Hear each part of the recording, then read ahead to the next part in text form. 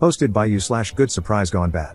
My 25M girlfriend, 22F, is South African, and her native language is Afrikaans. I've been secretly learning Afrikaans without her knowing. I enrolled in online courses, which I've been using on and off for over a year. My plan was to surprise her and her family with my American Afrikaans when I meet her parents in person for the first time later this year. I never intended to eavesdrop, but learning Afrikaans in secret unintentionally exposed me to sensitive information that my girlfriend shared on the phone with her Afrikaans-speaking friends from South Africa. It was gossip I wasn't supposed to understand, but over time, I did. Here's what I've overheard in the past few months. My girlfriend is planning to surprise me on my birthday by reuniting with her high school metal band and putting on a show for me. She wants to tattoo the names of literally all the Harry Potter spells on her back but doesn't know how to tell me because she's afraid I'll talk her out of it. She casually mentioned that one of the unexpected differences between her glasses and contact lenses is that when she's on her knees looking up at me with her glasses on, my willy looks much bigger compared to what it looks like through her contact lenses. This is why she keeps her glasses on during segs. Ouch. She's convinced that my parents are swingers because, apparently, there are always attractive couples hanging out at my mom and dad's house whenever we visit. She secretly finished the entire series of Better Call Saul without me, even though we agreed to finish it together, so now she's pretending she has no idea how the show ends. She's thinking about canceling the high school metal band reunion for my birthday because she's no longer sure if it's appropriate to team up with two of her exes, who are original members of the band. She expects her dad not to like me. Honestly, I would have preferred not knowing most of this, but there's no way to unlearn Afrikaans. Now I'm cursed with knowing too much while having to pretend I know nothing. Update 4 months later. The following happened since my original post. 1. I asked my girlfriend to marry me in Afrikaans, and she said, ja. 2. I delivered my I want to spend the rest of my life with you speech in Afrikaans, which surprised and impressed my girlfriend, now my fiancé. 3. As soon as my girlfriend became my fiancé, I casually mentioned that I had secretly been learning her native language and had unintentionally been eavesdropping on several phone conversations she had with her Afrikaans-speaking friends about things I wasn't supposed to understand. 4. My fiancé was embarrassed when she realized how much Afrikaans I was able to understand and apologized if she had made me feel uncomfortable. 5. I accepted her apology, even though it was unnecessary, well, except for finishing Better Call Saul behind my back. That was playing with fire in our relationship, almost unforgivable. 6. My fiancé got one of the Harry Potter spells on her back, Erecto Patronum. I'm kidding, I stole that from another story. My fiancé is still considering getting her back tattooed. I told her it was her choice, but I advised her to avoid covering her entire back with Harry Potter spells like she's some kind of Death Eater Michael Scofield. 7. My fiancé might be right about her dad not liking me because his expression of disappointment and dread when he heard the news of our engagement was priceless.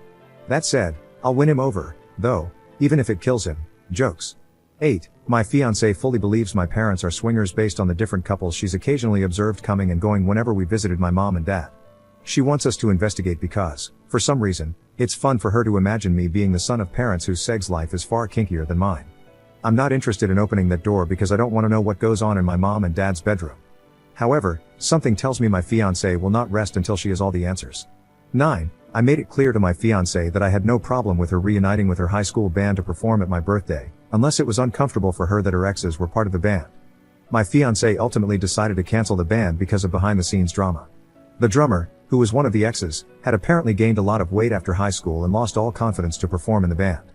The lead guitarist, the other ex, was only willing to participate if my fiancé agreed to play covers of gospel songs since he was now saved and no longer interested in playing the devil's music. The bass guitarist wanted money. 10. My fiancé still wears her glasses during sex. Second update 17 months later. Last time I was here, I shared an update related to my original post, but I deleted that update because I was excited to tell the internet, aka all of you, that my girlfriend and I got engaged. However, since then, not only have we gotten unengaged, but we've actually broken up. In my original post, my ex-girlfriend, who was still my girlfriend back then, had a wild theory that my mom and dad were swingers just because they always had people at their house. I never believed it, but I thought it was hilarious that someone thought my parents were that interesting. Not gonna lie, I struggled to move on after the relationship ended. My apartment had too many memories of my ex, so I called my parents to ask if I could stay with them for a bit to clear my head. They said yes. My dad even offered to pick me up, which I accepted. What should have been a 10-minute drive unexpectedly turned into a 45-minute one because my dad decided to take the long route back to their house. When he was done making dad jokes to help me get over my breakup, he started doing that weird dad thing where he's trying to bring up an awkward topic but finds it too uncomfortable to just spit it out.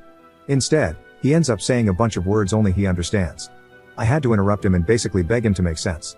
That's when my dad said that since it was unclear how long I was planning to stay, he felt compelled to prepare me for what I might see at the house. If my ex had been there at that moment, She would have punched me on the shoulder and said, "I freaking told you," because my dad went on to confirm her swinger theory. This meant it was no longer a theory but the truth, or as I like to call it, trauma. By the time we finally made it to the house, my dad had made sure I knew everything I needed to know. I even made a list based on what I learned from him. 1. Both my parents were swingers when they met.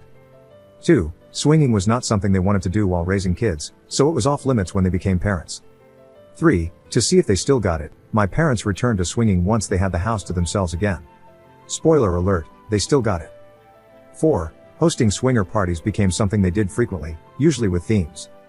5. My parents were planning to host another swinger party soon, but my mom was considering canceling it so I could stay for as long as I wanted.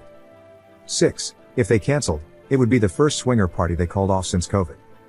7. The theme for the upcoming party was prom night. I never expected my dad to go so hard in the too much information category, but once he crossed that line, he let it all out.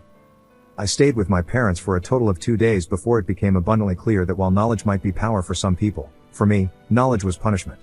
My mom, who had no idea I low-key knew she was swinger mom, tried to convince me to stay longer, and she almost succeeded, but I was done with my dad using our father-son bonding time to play guess which one of our neighbors are also swingers. I used an Uber to get back to my apartment. No more dad rides. I've never been so happy to return to a place haunted by my failed relationship. Up on why the relationship ended. My ex and I broke up because of a tattoo. Her friend passed away, which prompted her to get his name tattooed on the back of her neck. The friend was someone my ex had slept with before she met me. I made it clear to her, prior to the tattoo, that I understood it was her body and she could do whatever she wanted. However, as someone who was prepared to be with her forever, it would be uncomfortable for me to see another guy's name on her body for the rest of our lives, especially the name of a deceased man she had casual sex with.